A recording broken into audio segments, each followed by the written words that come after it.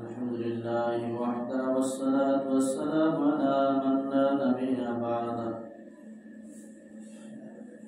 أما بعد فأعوذ بالله من الشيطان الرجيم بسم الله الرحمن الرحيم لقد كان لكم في رسول الله أسوة حسنة اللهم صل على سيدنا ونبينا وشفيعنا وحبيبنا ومولانا محمد صلى الله عليه وعلى آله وأصحابه وبارك وسلم الحمد لله الله تبارك وتعالى দরবারে লাখো কোটি শুকর ও সুজুদ যে রব্বি করিম আপনাকে আমাকে দুনিয়ার সমস্ত ঝামেলা থেকে ফারেক করে জুমার নামাজ আদায় করার উদ্দেশ্যে মালিকের ঘরে আসার মতো বসার মতো তৌফিক দান করেছে। এজন্য সে মহান সত্তার দরবারে অন্তরের স্তর থেকে কালিমাত শুকরিয়া আদায় করি বলে আলহামদুলিল্লাহ। আমি পবিত্র কালামুল্লাহ শরীফ থেকে একটা আয়াত তেলাওয়াত করছি। এই আয়াতকে সামনে রেখে নিজের ফায়দার জন্য জাতির ফায়দার জন্য কিছু কথা বলতে থাকা শুনতে থাকা। আল্লাহ তাআলা যেন সকল ভাইদেরকে কথার উপর আমল করে দুনিয়ায় চলে কবরে যাওয়ার তৌফিক দান করেন। আল্লাহ তাআলা বলেন লাকাদ কানা লাকুম ফি রাসূলিল্লাহি উসওয়াতুন হাসানাহ। রাসূলের আদর্শ, রাসূলের চরিত্র আল্লাহ তাআলা বয়ান করছেন যে তোমরা রাসূলের চরিত্র হলো উত্তম চরিত্র, উসওয়াতুন হাসানা, যে এর মতো চরিত্রবান লোক আর পৃথিবীতে আর হইতে পারে না আর হবে না। এই জন্য রাসূল আমাদের সকলের মডেল, এজন্য রাসূলকে ফলো করতে গেছে। আল্লাহ তাআলা অন্য আয়াতে বলেন আতিউল্লাহ ওয়া আতিউর রাসূল, তোমরা আল্লাহর অনুগত্য করো এবং রাসূলের অনুগত্য করো। এই রাসূলকে যখন দুনিয়াতে পাঠাইছেন, দুনিয়াতে পাঠানোর পরে আল্লাহ তাআলা জানাই দিয়েছেন আমার রাসূল এমন একজন রাসূল যার আদর্শবান দেখা যে আদর্শ গ্রহণ করবে সেই কামিয়াবি হয়ে যাবে। বলেন না সুবহানাল্লাহ। এই মানুষটার ভিতর সর্বসাইড চতুর সাইড একেবারে 100তে 100। যেমন পিতার দিক থেকে সে 100, স্বামীর দিক থেকেও 100, সন্তানের কাছেও সে 100, অর্থাৎ চতুর্থটা সাইড সে ফার্স্ট। এমন মানুষ সমাজের ভিতরে আছে, অনেক ভালো মানুষ আছে, কিন্তু তাকে সবাই ভালো পায় না। তাকে সবাই ভালো পায় না। যদি সে স্ত্রীর কাছে ভালো হয় তার বাহিরের মানুষের কাছে সে ভালো না, কথা ঠিক কিনা? যদি সে সন্তানের কাছে ভালো হয় তখন মহল্লার মানুষের কাছে সে ভালো হইতে পারে না। এরকম ভাবে পক্ষান্তরে কোনো জায়গা না কোনো জায়গা তার ত্রুটি আছে, কিন্তু মুহাম্মদুর রাসূলুল্লাহ সাল্লাল্লাহু আলাইহি ওয়াসাল্লামের ভিতর কোনো ত্রুটি আল্লাহ তাআলা রাখেন নাই। চতুর্থটা সাইড আল্লাহ তাআলা দিয়েই তার সৃষ্টি করেছেন। বলেন না সুবহানাল্লাহ। কাফেররা পর্যন্ত তাদেরকে আল আমিন উপাধি দিয়েছে। কারা দিয়েছে? কাফেররা। এই কথাটা আল আমিন তাদের উপরে দিয়েছে, সাদেক উপাধি দিয়েছে। এই কথাটা কিন্তু কোনো মুসলমান দেয় নাই। মুসলমানের জমানা থেকে এই আওয়াজ বাইরে হয় নাই। এই আওয়াজ বাইরে সর্বপ্রথম কাফেরদের মুখ থেকে, এর নাম হলো আল আমিন, আমানতদার, সাদেক। এর মতো ভালো মানুষ মক্কার জমিনে আর নাই। বলেন না সুবহানাল্লাহ। তো যেই ব্যক্তি ভালো, এই ভালো মানুষ সে দোষ তালাশ করার কিছু মানুষ আছে না নাই? ভালো মানুষের দোষ তালাশ করার জন্য কিছু মানুষ ওইটা করে লাগে। তো কাফেররা 4টা শব্দ দিয়ে নবীকে হেয় প্রতিপন্ন করত। কয়টা শব্দ? চারটা শব্দ ব্যবহার করত, যে 1 নম্বর শব্দ, কারণ তার চরিত্রের ভিতরে কোনো সমস্যা নাই, চরিত্রের ভিতরে সমস্যা নাই, এই কথা কেউ বলতে পারবে না যে মুহাম্মদুর রাসূলুল্লাহ সাল্লাল্লাহু আলাইহি ওয়াসাল্লাম ইনি নবী হওয়ার আগে 40 বছর আগেও তার কোনো না কোনো অপরাধ আছে, এই কথা কেউ বলতে পারবে না। এবং 40 বছর পরে যখন নবী হয়ে দুনিয়া আসছেন, নবী বানাইছে আল্লাহ তাআলা, এরপরে তো সে কোনো গুনাহ করে নাই, বলেন না সুবহানাল্লাহ। কারণ আমাদের সমাজের ভিতরে কিছু একটা প্রচলন আছে, প্রচলনটা হলো এই, মনে করেন আপনাদের মহল্লায় দাওয়াতে তাবলীগের জন্য লোক আসছে, তো একটা লোক খুব খারাপ, এই যুবক বিড়ি সিগারেট তাস আড্ডা যা বলেন সব কিছু করে। তো এই তাবলীগ জামাতারা তাদেরকে এমন ভাবে বুঝাইছে, বুঝাইয়া তশকিল কইরা মন নরম বানাইয়া 3 চিল্লায় নিয়ে গেছে। এমন হয় না, হয় না? তো এই ব্যক্তি যখন 3 চিল্লায় গেছে, এর আগের ঘটনা পিছের ঘটনা খেয়াল করে কথাগুলো খুব সুন্দরভাবে শুনতে হবে। তো এই ব্যক্তি যখন 3 চিল্লা দিয়া আসছে, তখন মাথায় টুপি ছিল না, এখন টুপি হয়ে গেছে। এর আগে ছিল খাটো জামা, এখন লম্বা জামা হয়ে গেছে। এর আগে মাথায় পাগড়ি বাঁধতো না, এখন পাগড়ি বাঁধা শুরু হয়ে গেছে, বলেন না সুবহানাল্লাহ।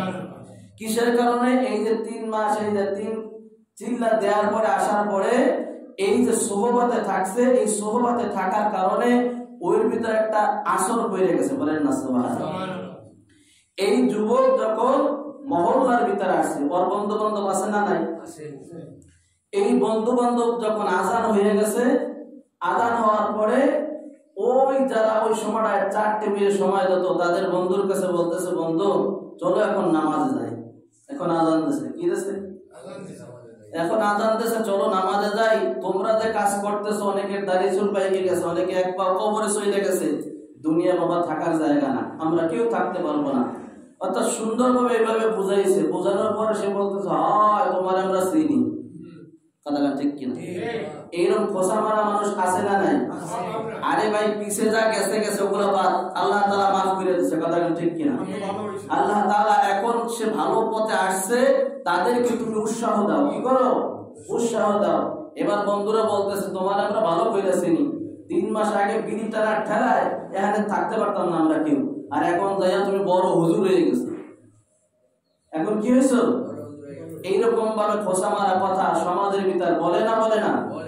কিন্তু আপনার আমার পয়গম্বর জনাবে মুহাম্মদুর রাসূলুল্লাহ সাল্লাল্লাহু আলাইহি ওয়াসাল্লাম যতদিন পর্যন্ত আল্লাহ তাআলা তাকে নবুয়ত বানায় নাই, নবী বানায় নাই, ততদিন পর্যন্ত কোনো গুনাহের কাছে যাইতেন না, বলেন না সুবহানাল্লাহ। আমাদের সমাজের বিয়ে শাদী এমন হয়ে গেছে, একটা গুনার একটা আসবাব, গুনাহ ওখান থেকে শুরু হয়ে যায়, আর যত বিয়ে শাদী হইতেছে কোনো শান্তি নাই, কোনো শান্তি নাই। আগের কথা দেখেন, আমার বাপ দাদা তারই যারা উপরে যারা আছেন তারা তো জানেন, আগে কিন্তু এত ডিভোর্স হইতো না, হইতো না? হ্যাঁ, ওই যে কাপড় পরে আসছে ওই কাপড় পরে কবরে যাইতো, কথাটা ঠিক কিনা? হ্যাঁ, আর এখন বিয়া হইতে না হইতো 3 মাস 1.5 মাস 2 মাস টেকে না। কারণ কি? ওই বিবাহের সময় অশ্লীল অপরাধ করা হয়, ওই যে রহমত আর বরকত থাকে না, ওই বিয়ায় আল্লাহ তাআলা ওই বিবাহ আল্লাহ কবুল করে না, কথা বলেন ঠিক কি? ইহুদি খ্রিস্টানের চাল চলন এখন সব এলাকায় চলে আসছে। এখন মুসল্লি সে 5 ওয়াক্ত নামাজ পড়ে, আমি তো কই আমার ছেলে তো শোনে না। আরে তুমি কিভাবে কও তোমার ছেলে শোনে না? তুমি জীবিত থাকতে তোমার বাড়ি ডেক্সেল বাজতেছে, ডেক্সেলের আওয়াজের কারণে ইমাম সাহেবের সূরার ভিতর ভুল যাইতেছে, কথাটা ঠিক কি? তুমি এই যে আযাব আর গজব, এই মেয়েটা এখন তো আমার শ্বশুর বাড়ি যাইতে পারে নাই, এর শুরু থেকে যদি তুমি গুনাহ দিয়া ঢেকে দাও, গুনার আসবাব লাগাই দাও, কসম খোদার এই সংসারে জীবনে কোনোদিন শান্তি আসবে না, আসবে না। নবী এখনো নবী হয় নাই, এখনো গান বাদ্য হারাম, রাসূল বলছে গান বাদ্য হারাম, গান বাদ্যর কাছে যাওয়া যাবে না।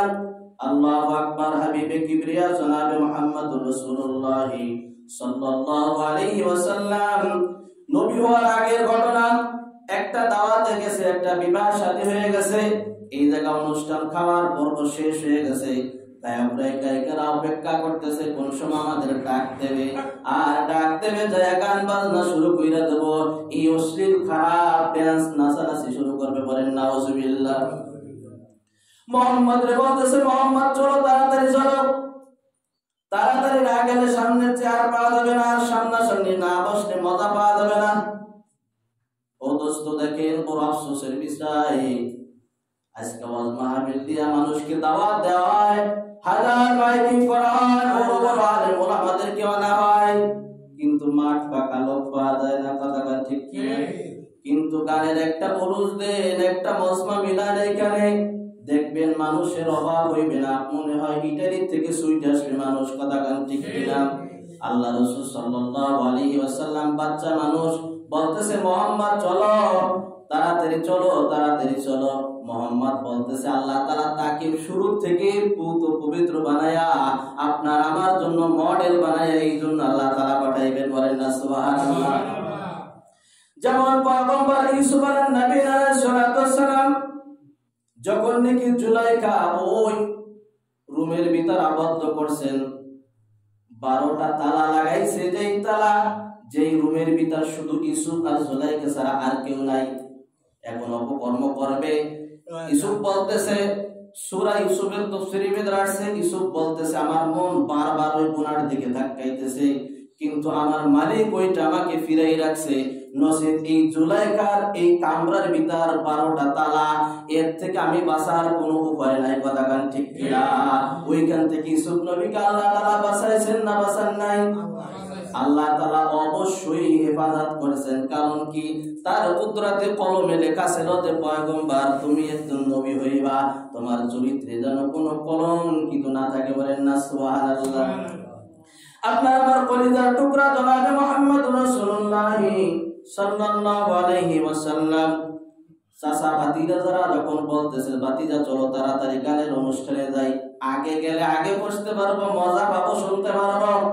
মোহাম্মদ বলতেছে, কিভাবে আমি আগে যাইব? এমন ভাবে আমার ঘুম আইছে, আল্লাহ তাআলা চোখের ভিতর নিদ্রা দিয়ে দিয়েছে। ওই জমিনে শেখ মোহাম্মদ ঘুমাই পড়ছে। সকাল বেলা যখন রোদ উঠছে, সূর্য উঠছে, সূর্যের আলো যখন মোহাম্মদের চোখে পড়ছে, এরপরে মোহাম্মদের ঘুম ভাঙছে। রাইতে কি হয়েছে মোহাম্মদ খবরই রাখে না। বলেন না সুবহানাল্লাহ। হেফাজত কে করছে? একবার মক্কা ঘর ভাঙা সুন্দরভাবে আবার মেহনত কইরা সুন্দরভাবে কাবা নির্মাণ করবে। এই কাজটাকে ওরা খুব দামি কাজ মনে করে। এই কাবা ঘর ভাঙা যখন আবার সুন্দরভাবে নিয়ন্ত্রণ করবে, এবার যে বলতেছে আবু তালেব ছিল ওখানে, বড় বড় নেতা খেতা যারা তারা ছিল। আল্লাহু আকবার। মুহাম্মদ সাল্লাল্লাহু আলাইহি ওয়াসাল্লামের চাচা আব্বাস ওখানে উপস্থিত ছিল। এখন বলতেছে, আমরা যে পোশাক পরি, এই পোশাক পরে তো অনেক সময় মিথ্যা কথা বলি, বলে না?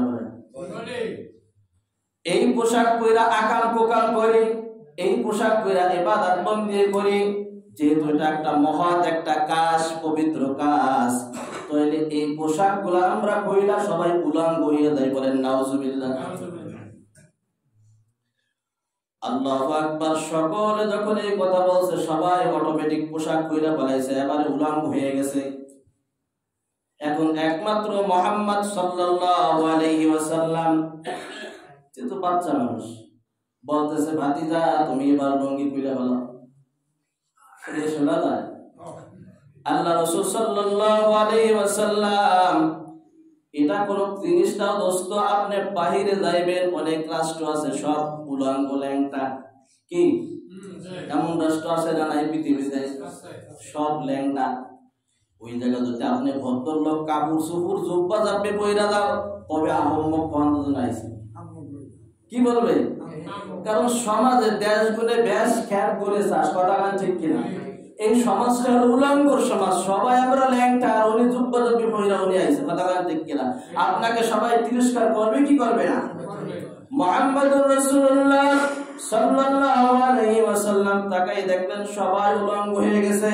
মুহাম্মদ সাল্লাল্লাহু আলাইহি ওয়াসাল্লাম বেহুশ হয়ে জমিনে পড়ে গেছে।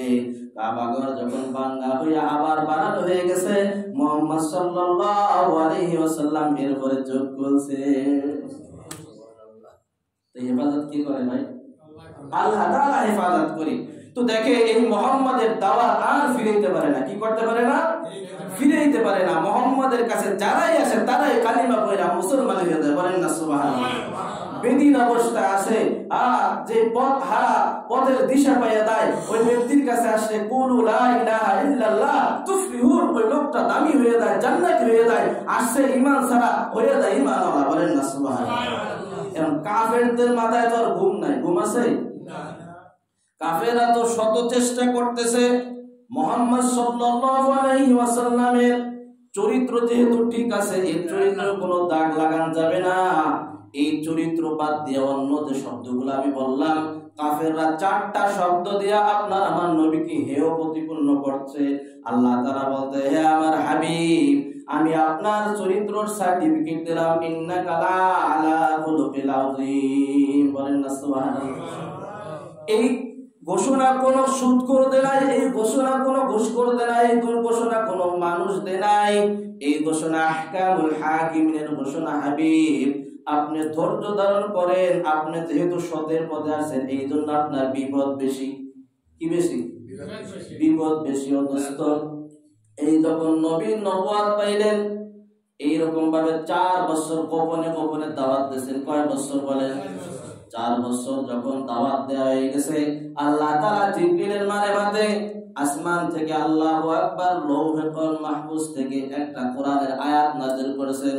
ওয়ানদির আশিরাতাকাল আকরাবিন, তোমার নিকটবর্তী যারা আছে তাদেরকে তুমি দাওয়াত দাও, নামাজের কথা বলো, নামাজ পড়ার জন্য বলো। আল্লাহু আকবার। এই কথা যখন, এই নির্দেশ আসমান থেকে আসছে, আল্লাহ রাসূল সাল্লাল্লাহু আলাইহি ওয়াসাল্লাম এবার দাওয়াত দেওয়ার জন্য সাফায় যে যারা হাজী ভাই আছেন তারা তো গেছেন। একটা পাহাড় আছে আবু কুবাইস বা সাফা বলা হয়। এই পাহাড়ে বৈশা যদি কোনো মুসলমান, কোনো বেদিন, যে কেউ কোনো বিপদে পড়ুক, ওই জায়গা যদি যায় পতাকা লড়ায়, সমস্ত মানুষ সমস্ত কাজ কর্ম ফেলাই দেন। ওই সাবা পাহাড়ে আইসা, আবু কুবাইস ওই পাহাড়ে আইসা ওই ব্যক্তির ডাক শুনবে আর বলবে, ভালো ভাই তুমি কি বিপদে পড়ছো, আমরা তোমাকে কি উদ্ধার করতে পারি, আজ আমরা তোমাদের উদ্ধার করব। আরবি বলেন, অনারবি বলেন, যে কেউ ওই জায়গা বৈশা সংকেত দিত, সমস্ত মানুষ যারা শুনতো, এই আওয়াজ শুনতো, সবাই ছুটে আসতো। কে আওয়াজ দিয়েছে তা দেখার দরকার নাই, তারে আমরা সাহায্য করব। বলেন না সুবহানাল্লাহ।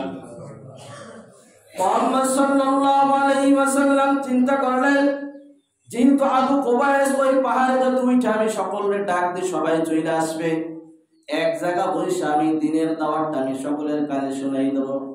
আবু কুবাইস ওই পাহাড়ে বসে মুহাম্মদ সাল্লাল্লাহু আলাইহি ওয়াসাল্লাম ডাক দিছে, মক্কাবাসীদেরকে ডাক দিছে।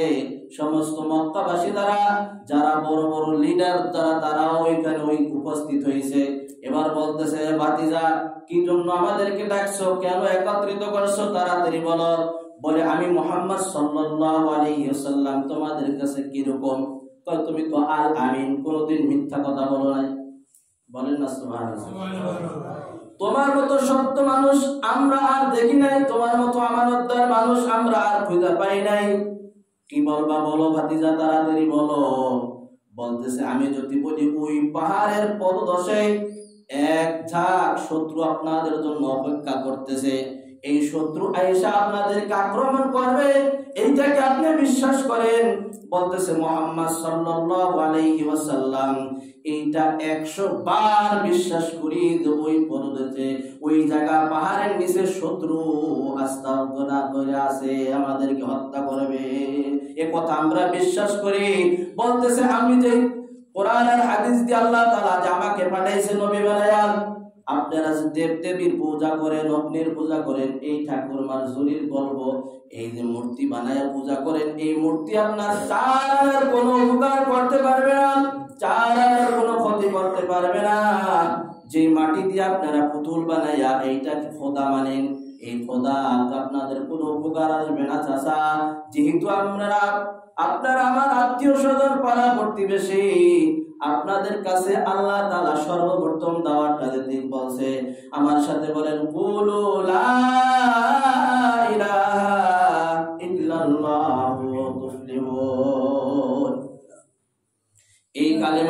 আপনারা পড়েন, আপনারা সফল হয়ে যাইবেন। বড় বড় কাফের দ্বারা তারা চিন্তা করলো এই কাফের এই কালিমা যদি পড়ি তাহলে আমরা মুহাম্মাদের দলে ঢুকে গেলাম। কোথায়? মুহাম্মাদের দলে ঢুকে গেলাম, আমরা নেতাগিরি করতে পারবো না, সব নেতা হয়ে যাবে আমাদের মুহাম্মদ। কথা বলেন ঠিক কিনা? আবু লাহাব বলতেছে তাব্বাল্লাকা আমিন আলি হাজা জামাতানা, হে মুহাম্মদ তুমি ধ্বংস। বলেন নাউজুবিল্লাহ। কারে ধ্বংস হইতে বলছে? মুহাম্মদকে ধ্বংস হইতে বলতেছে। আল্লাহ তাআলা সূরা তাব্বাত ইয়াদা নাযিল করে বলতেছে, হে মুহাম্মদ তুমি ধ্বংস হইবা না, ও ধ্বংস হইবে, ওর ধন সম্পদ সবকিছু ধ্বংস হইবে, ওর স্ত্রীটাও ধ্বংস হয়ে যাইবে।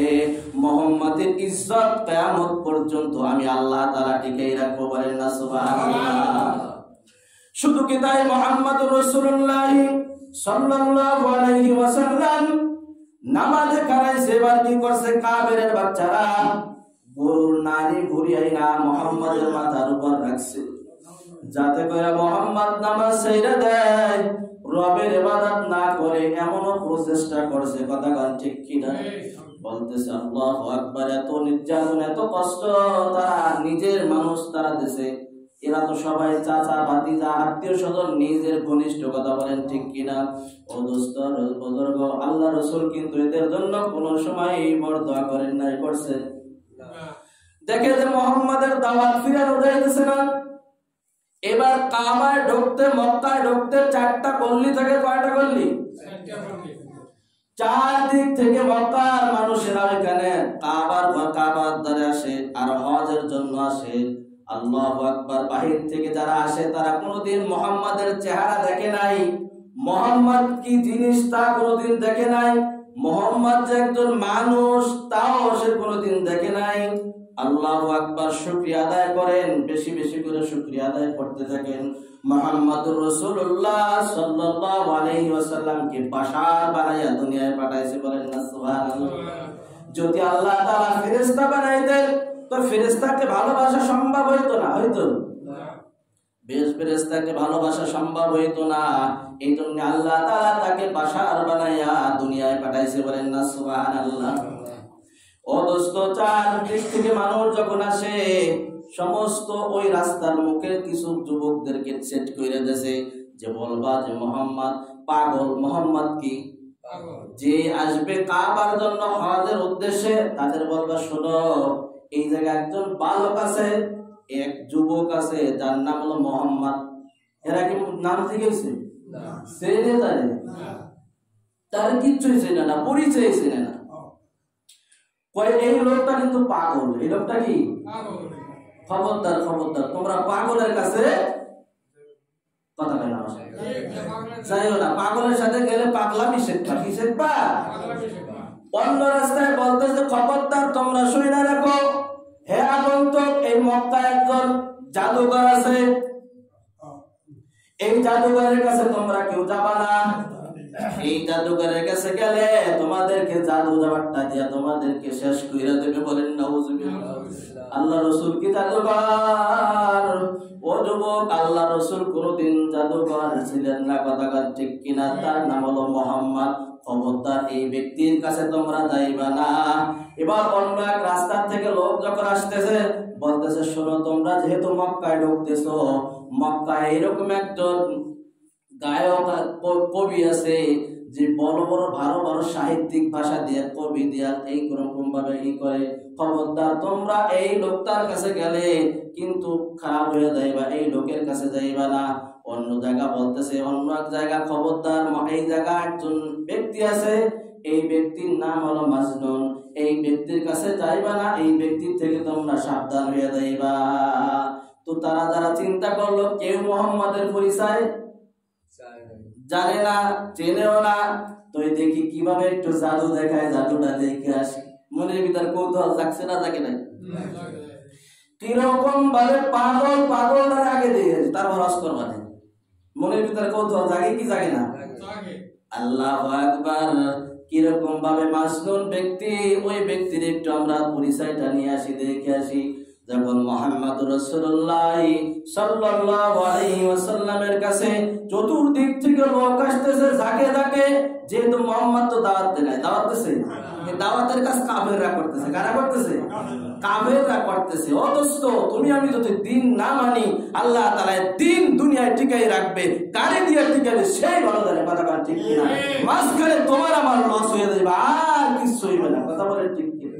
তুমি মানো না তো কি হবে? তোমার ক্ষতি হবে। আমি মানি না দিন, তো আমার কি হবে? আমারই ক্ষতি হবে। এই দিন আল্লাহ তাআলা এই জায়গায় বাস্তবায়ন করবে, কারে দিয়ে বাস্তবায়ন করবেন সেটা মালিক জানে। কথা বলেন ঠিক? মুহাম্মদ সাল্লাল্লাহু আলাইহি ওয়াসাল্লামের কাছে যখন আসে, আর এই নূরান্বিত চেহারা দেখা এমন সুন্দর কোরআনের তেলাওয়াত কইরা সবাই কালিমা পড়া মুসলমান হয়ে যায়। আসে বেঈমান হইয়া যায় ঈমান নিয়া, আগে ছিল জানোয়ার এখন হয়ে গেছে আনোয়ার। কথা ঠিক কিনা? ওমরের মতো ওমর এমন একজন চরিত্রবান খারাপ লোক ছিল, ইতিহাসের কিতাবে লেখে এত অপরাধ জমিনে আর কেউ করে নাই যে অপরাধ হযরত ওমর করছে। কথা ঠিক কিনা? গুনাহ কয় প্রকার ও কি কি সে আবিষ্কার করছে মিস্টার ওমর। কিনা এই ওমর যখন আল্লাহ রাসূলের কাছে হাত রাখলেন, হাত রাখা কালিমা পড়া মুসলমান হয়ে গেলেন। এই ওমর এমন দামি ওমর হয়ে গেলেন, এই ওমরের জবানের আল্লাহর জবান পরিণত হয়ে গেছে। বলেন সুবহানাল্লাহ। ওমরের কথা আল্লাহর কথা, ওমরের শানে আল্লাহ তাআলা ওমর যে সিদ্ধান্ত করেছে, এই সিদ্ধান্তের উপর আমার আল্লাহ তাআলা 23টা আয়াত কোরআনের ভিতর আল্লাহ তাআলা নাযিল কইরা দিয়েছে। এইজন্য মুফাসসিরিনরা বলে যে ওমরের মেজাজ হলো ওহীর মেজাজ। বলেন না সুবহানাল্লাহ। আপনার আমার পরিবার টুকরা জনাবে মুহাম্মদ রাসূলুল্লাহ সাল্লাল্লাহু আলাইহি ওয়াসাল্লাম বলেন, আমি তো শেষ নবী, আনা খাতামুন নবিয়্যিন লা নাবিয়্যা বাদি, আমার পরে আর কোনো নবী আসবে না, নবীর দপ্তর বন্ধ হয়ে গেছে। পিছনে সিলমোহর মাইরা দিয়েছে, আপনি শেষ নবী, আর পরে আমি আল্লাহ তাআলা দুনিয়ায় নবী পাঠাইব না। আল্লাহ যদি আমার পরে আবার নবী পাঠানোর দরকার প্রয়োজন মনে করতেন, তাহলে আমার বিশ্বাস ওমরকে আল্লাহ তাআলা নবী বানাইয়া দুনিয়ায় পাঠাইতে। চিন্তা করেন কি দাম ওমরের। ওমর যে রাস্তা দিয়ে যাইতো, ইবলিস 40 দিনও মনের বলে ওই রাস্তায় ঢুকতো না। কি মনে হয় এসে কত বড় খারাপ, এই কোরআনের কাছে এসে কত দামি হয়ে গেছে। বলেন না সুবহানাল্লাহ। নীল নদে পানি নাই, কি নাই? পানি শুকিয়ে গেছে, পানি নাই। বাদশা বলতেছে মানুষ হত্যা করো, হত্যা করলে গায়ের থেকে আবার পানি দেবে। ওমরের কাছে সংবাদ আসছে, বলতেছে না না না, মানুষ হত্যা করলে পানি আসতে পারে না। পারে? কারণ পানি আসে মালিকের হুকুমে। কার হুকুমে? মালিকের হুকুমে। ওমর ইবনে খাত্তাব রাদিয়াল্লাহু তাআলা আনহু বিসমিল্লাহির রহমানির রহিম বলে একটা চিঠি লিখলেন। চিঠি লেখা ওই নীল নদের কাছে পাঠিয়ে দিলেন। বলেন না সুবহানাল্লাহ। যে যাও এই ওমরের চিঠিটা নীল নদের পাঠাও, যদি এই চিঠি পাওয়ার পরে পানি দেয় আল্লাহর হুকুমে, তাহলে অটোমেটিক পানি চলে আসবে। যে বলতেছে ওমর কিসের ওই লাড়ির ভয় কি সবাই পায়? যেমন মক্কায় ভূমিকম্প শুরু হয়ে গেছে। কি কম্প? ভূমিকম্প। তো ওমর নামাজ পড়তেছে। কি পড়তেছে ভাই? নামাজ পড়তেছে। তো বলেন বাংলাদেশে তো ভূমিকম্প হয় না, কেন হয় না? আল্লাহ তাআলা হাজার হাজার কোরআনের সিনার ভিতর আল্লাহ তাআলা সেট করে দিয়েছে। হাজার হাজার মাদ্রাসার ছাত্ররা তাহাজ্জুদের সময় উঠে কোরআন তেলাওয়াত করে। এই মাদ্রাসা মসজিদের কারণে, আল্লাহ ওয়ালার কারণে ভূমিকম্প হয় না। কথা বলছি। তো ওমর নামাজে কারাইছে, হঠাৎ ভূমিকম্প শুরু হয়ে গেছে। কি কম্প? নামাজ শেষ করে ওমরের লাঠি দিয়ে এমন ভাবে জমিনটা আঘাত করেছে, থাম। ওই যে থামছে, আজও পর্যন্ত কোনদিন মক্কায় আর ভূমিকম্প হয় নাই। বলা যাবে কি সুবহানাল্লাহ? সবাই বলা বলি করতেছে, নীল নদকে সেই লাঠির ভয় পায় নাকি? পায়। হ্যাঁ, যদি ভয় না পাইতো তাহলে পানি ওখানে আসা সম্ভব হইতো না। যাও, আমি ওমর ইবনে খাত্তাব বললাম, আমি চিঠি লিখে দিলাম। যেই ব্যক্তি চিঠি ফালাই দিয়ে আসছে, চিঠি ফালাইয়া উপরে আসতে আসতে দেখে তার জামা ভিজে গেছে। একটি ওমর আল্লাহ তাআলা থেকে বানাই দিলেন। কথাটা ঠিক কি? দুই বন্ধুকে দুই পাশে নিয়ে আল্লাহ রাসূল ঘুমাই রয়েছে। এই অবস্থায় জিন্দা হয়ে যাবে। বলেন না সুবহানাল্লাহ। ও দোস্ত, এই জন্য কোরআনের কাছে আসলে লাভ না লস? লাভ না লস? অবশ্যই লাভ হবে। আমি বলবো আপনার একটা সন্তানকে আলেম বানান। সব সন্তান কি ইটালি পাঠাইয়া দুনিয়ায় গাড়ি ভাড়ার তো অত দরকার নাই, অত খাইয়া কি করবেন?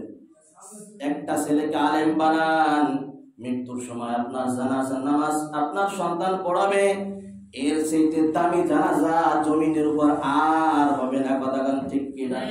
কাবার ইমামকে দিয়েও যদি আপনার জানাজার নামাজ পড়ান, পক্ষান্তরে আপনার সন্তান 3 বছর মাদ্রাসায় বইরা নুরানি শেষ করছে, কমপ্লিট করছে, আপনার সন্তান এই নুরানি শেষ করার পরে আপনার সন্তান আপনার জানাজার নামাজ পড়াবে, ওই কাবার ইমামের নামাজের চাইতে আপনার সন্তানের নামাজ আল্লাহর কাছে 1000 গুণে দামি হয়ে যাবে।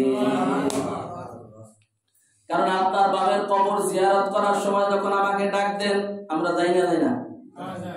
এত চেষ্টা করি যে একটু কানবো, কোনো কান্দা আসে না, আসে?